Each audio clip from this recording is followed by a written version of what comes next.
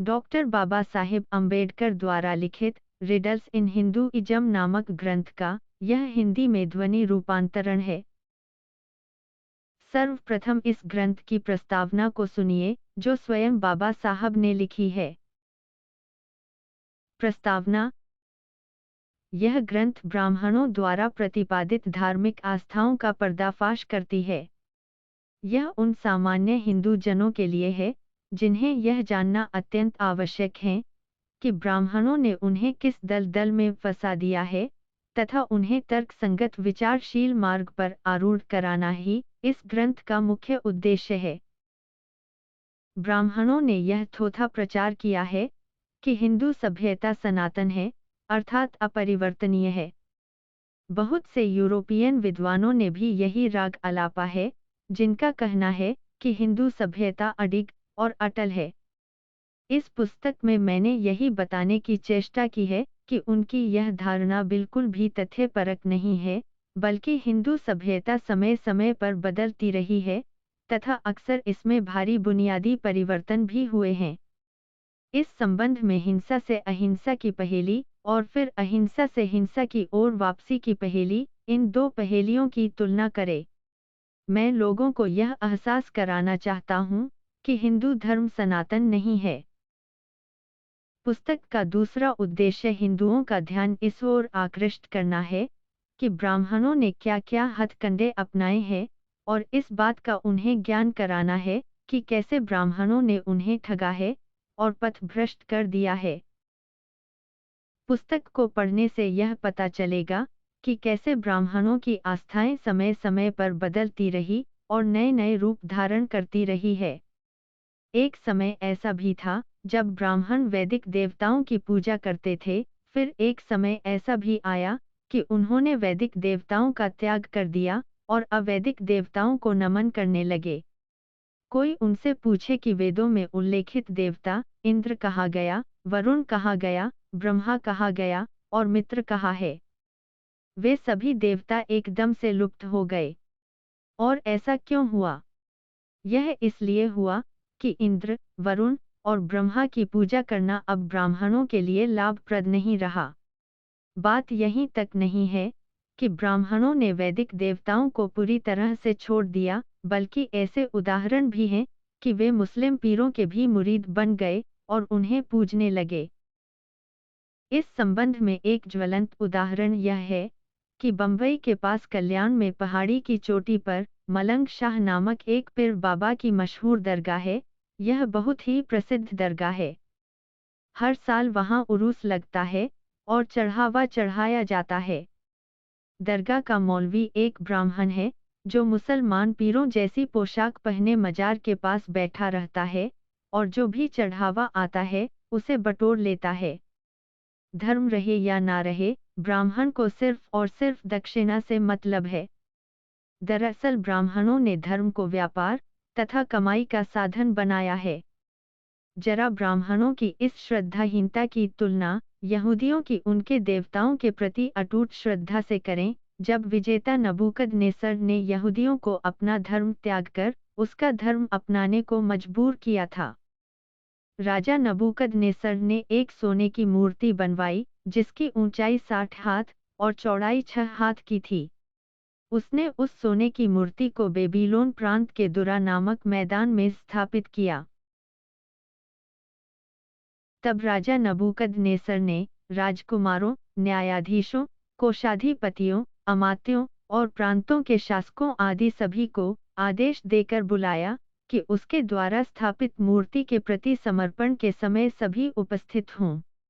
तब सभी राजकुमार, शासक, न्यायाधीश, कोषाधिपति, अमात्य और प्रांतों के शासक आदि सभी राजा द्वारा स्थापित की गई मूर्ति के प्रति समर्पण करने के लिए वहां इकट्ठा हो गए।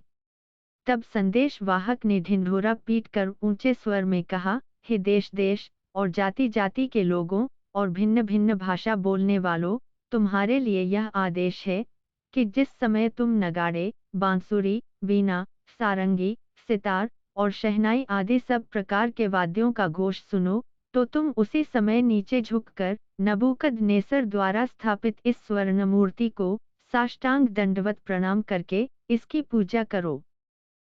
और जो भी कोई इस प्रकार झुककर दंडवत नहीं करेगा, उसे धधकती हुई आग की भट्टी में झोंक दिया जाएगा।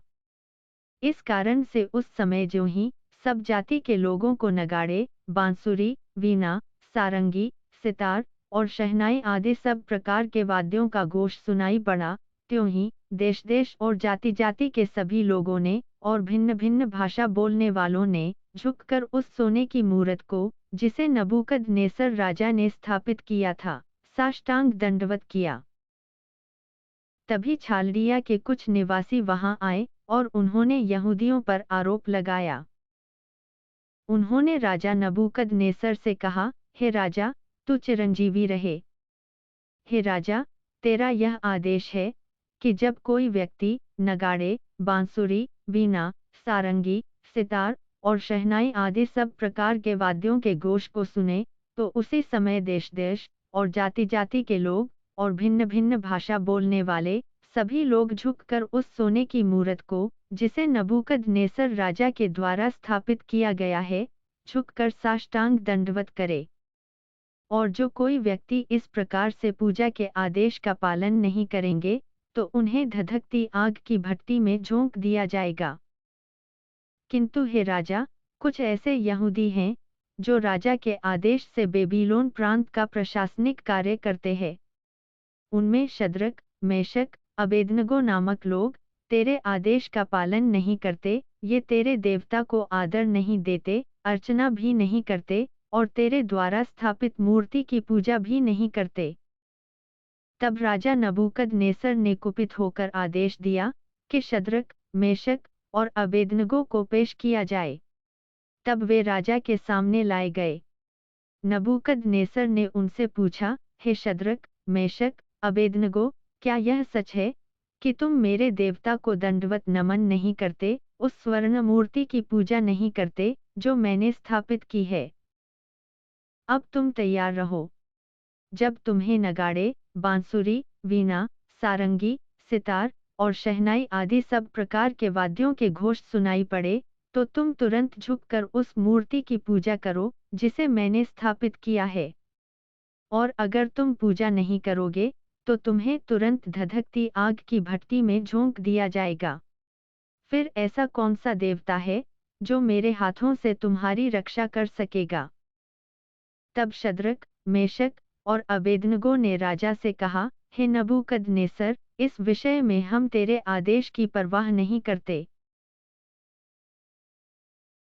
और अगर तुम हमें धधकती भट्टी में झोंक दोगे, तो भी हमें यह विश्वास है कि जिस परमेश्वर की हम आराधना करते हैं, वह परमेश्वर हमें उस धधकती भट्टी से बचा लेगा, और हे राजा, वह हमें तुम्हारे कैद से भी मुक्त करेगा। और हे राजा, यह भी जान ले, यदि ऐसा नहीं होगा तो भी हम तुम्हारे देवताओं की उपासना नहीं करेंगे और न ही इस सोने के मूर्ति की पूजा करेंगे, जिसे तूने स्थापित किया है। तब राजा नबूकदनेस्सर आग बबूला हो गया और शद्रक, मेशक और अबेदनगो की ओर देखकर उसके चेहरे का रंग बदल गया। तब उसने भट्टी को 7 गुना अधिक तपाने का आदेश दिया। उसने अपनी सेना के सबसे शक्तिशाली व्यक्तियों को आदेश दिया कि वे शद्रक, मेशक और अबेदनगो को बांधकर धधकती आग की भट्टी में फेंक दें। तब सिपाहियों ने उन तीनों व्यक्तियों को उनके कोट, मोजे, टोपियां और अन्य वस्त्रों सहित बांधकर धधकती भट्टी में फेंक दिया। क्योंकि यह राजा का आदेश था, तो भट्टी को और अधिक तपाया गया। इस कारण जिन सैनिकों ने शद्रक, मेशक और अबेदनगो को भट्टी में डालने के लिए उठाया था, वे उस आग की आंच से जलकर मर गए। और वे तीनों बंधे हुए व्यक्ति, शद्रक, मेशक और अबेदनगो, उस धधकती भट्टी में गिर गए। अब आप स्वयं विचार करें कि क्या भारत के ब्राह्मण अपने देवताओं के प्रति इतनी अटूट आस्था और श्रद्धा दिखाने में समर्थ है? बकले महोदय ने अपने हिस्ट्री ऑफ सिविलाइजेशन नामक ग्रंथ में कहा है, यह स्पष्ट है कि जब तक संदेह नहीं किया जाता, तब तक प्रगति असंभव है। हमने यह देखा है कि किसी भी सभ्यता की उन्नति मनुष्य के द्वारा अर्जित ज्ञान पर निर्भर है और उस अर्जित ज्ञान के विस्तृत फैलाव पर आश्रित है। परंतु जो लोग अपने स्वयं घोषित ज्ञान की सीमा से बंधकर संतुष्ट होकर बैठ जाते हैं, वे कभी भी ज्ञान को बढ़ाने का प्रयास नहीं करते। जो लोग अपनी धारणाओं की यथार्थता के प्रति आश्वस्त हो जाते हैं, वे लोग उनकी इन धारणाओं का परीक्षण करने का कष्ट भी नहीं करते। वे अपने पूर्वजों से प्राप्त ज्ञान के विपरीत विचारों को सुनकर विस्मयचकित और भयभीत हो जाते हैं तथा उनके पूर्वग्रसित निष्कर्ष में हस्तक्षेप करने वाले किसी भी नूतन ज्ञान का स्वीकार करना उनके लिए सर्वथा असंभव हो जाता है। और इसलिए नूतन ज्ञान का अर्जन सामाजिक सुधार के प्रत्येक स्तर का आवश्यक निकष है, लेकिन इसके लिए चिकित्सक बुद्धि और संदेह करने का साहस होना अनिवार्य है। क्योंकि संदेह के बगैर समीक्षा नहीं हो सकती और समीक्षा के बगैर ज्ञान के द्वार नहीं खुल सकते। क्योंकि ज्ञान कोई जड़ वस्तु अथवा निष्क्रिय तत्व नहीं है, जो हमारी इच्छा अथवा अनिच्छा से हमें प्राप्त हो जाएगा, बल्कि इसको पाने के लिए इसकी खोज करना अनिवार्य है। और यह फल हमारे महान बलिदान और कठोर परिश्रम से ही प्राप्त होता है। और यह मानना बड़ा मूर्खतापूर्ण होगा कि जो लोग अपनी तथाकथित धारणाओं से संतुष्ट हैं, वे लोग बलिदान और परिश्रम के संकट का सामना करने के लिए तैयार होंगे। जिसे अंधकार का एहसास नहीं है, वह रोशनी की खोज नहीं करेगा। किसी विषय के प्रति अगर हम निश्चित हो जाएं, तो उस विषय के प्रति हमारी चिकित्सक बुद्धि में अवरोध उत्पन्न हो जाता है, तब उस विषय की समीक्षा निरुपयोगी और कभी-कभी तो भयावह भी लगने लगती है। समीक्षा से पहले संदेह का हस्तक्षेप अत्यंत आवश्यक है। संदेह से युक्त बुद्धि ही सभी सुधारों की जननी है। परंतु ब्राह्मणों में संदेह के लिए कोई स्थान नहीं है। उन्होंने भारतीय समाज में वेदों की अचूकता का शरारतपूर्ण सिद्धांत का प्रतिपादन करके वेद मनुष्य निर्मित नहीं है, ऐसा प्रचार किया है। यदि हिंदू प्रज्ञा जड़ हो गई है और हिंदू सभ्यता तथा संस्कृति एक सड़े हुए बदबूदार पोखर की तरह हो गई है, तो ब्राह्मणों के इस खोखले सिद्धांत को जड़मूल से खत्म करना होगा। वेद बेकार की रचनाएं हैं, उन्हें पवित्र अथवा अचूक बताने में कोई तर्क नहीं है। ब्राह्मणों ने वेदों को केवल इसलिए पवित्र और संदेह से रहित बना दिया, क्योंकि इसमें पुरुष सूक्त नामक एक प्रकरण घुसेड़ दिया गया है, जिसने ब्राह्मणों को भूदेव बना दिया है। कोई यह पूछने का साहस नहीं करता कि जिन पुस्तकों में कबीलाई देवताओं से यह प्रार्थना की गई है कि वे शत्रु का नाश कर दें, उनकी संपत्ति लूटकर अपने अनुयायियों में बांट दें, वे पुस्तक कैसे संदेहातीत और पवित्र हो सकते हैं। परंतु अब समय आ गया है कि हिंदू इस अंधे कुएं से बाहर आएं। उन सड़ियल विचारों को तिलांजलि दे दें जो ब्राह्मणों ने फैलाए हैं। इनसे मुक्ति पाए बिना भारत का कोई भविष्य नहीं है। मैंने हर तरह की जोखिम जानकर भी इस ग्रंथ की रचना की है। मैं इसके परिणामों से नहीं डरता। यदि मैं लोगों की आंखें खोलने में सफल होता हूं, तो मुझे प्रसन्नता ही होगी। B.R. अम्बेडकर। इस प्रकार से ग्रंथ की प्रस्तावना समाप्त होती है। अब आगे से मूल ग्रंथ का आरंभ होता है। श्रोतागण इसे ध्यानपूर्वक सुनकर इसकी गंभीरता पर चिंतन करें।